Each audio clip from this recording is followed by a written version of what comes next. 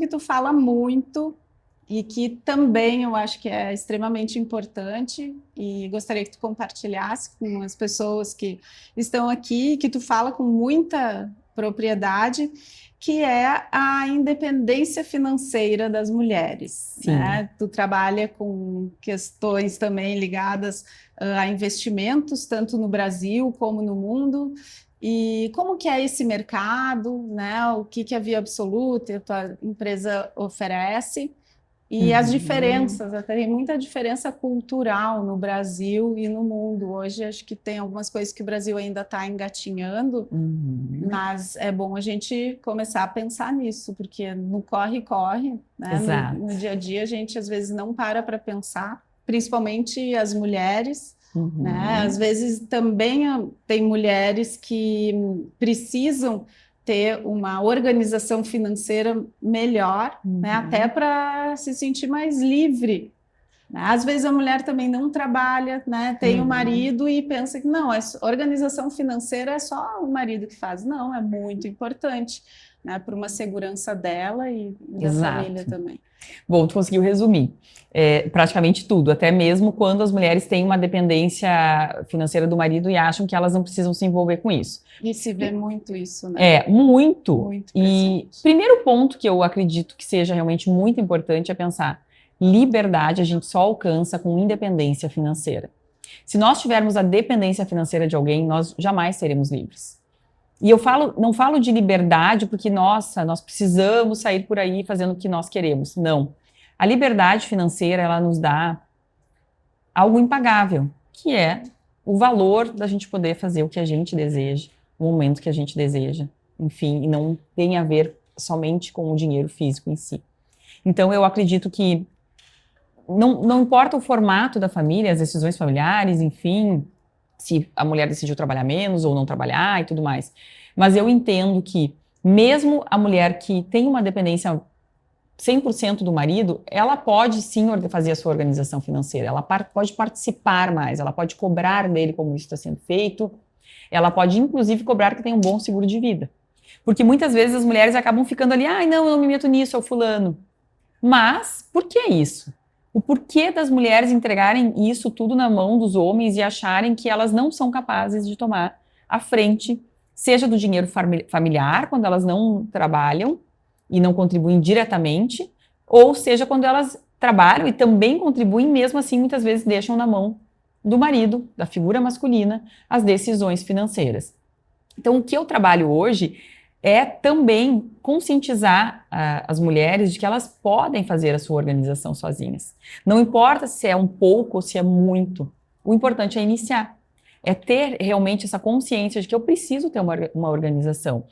Então, hoje a gente tem, por exemplo, né, possibilidade de fazer uma previdência privada no Brasil de uma forma rápida. Quais são os tipos de organização financeira, de serviços, né, e produtos que vocês oferecem?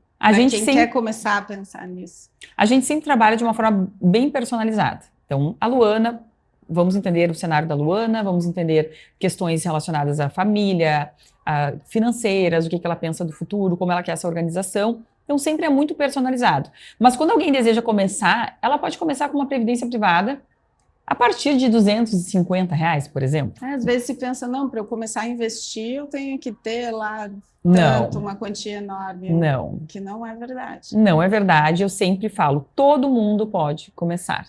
Todo mundo, ninguém pode deixar, dizer, eu não posso. E muitas vezes a pessoa acha que não pode. Mas ela pode. Muitas vezes ela vai abrir mão de alguma ou outra coisa para fazer um investimento, para pensar no seu futuro.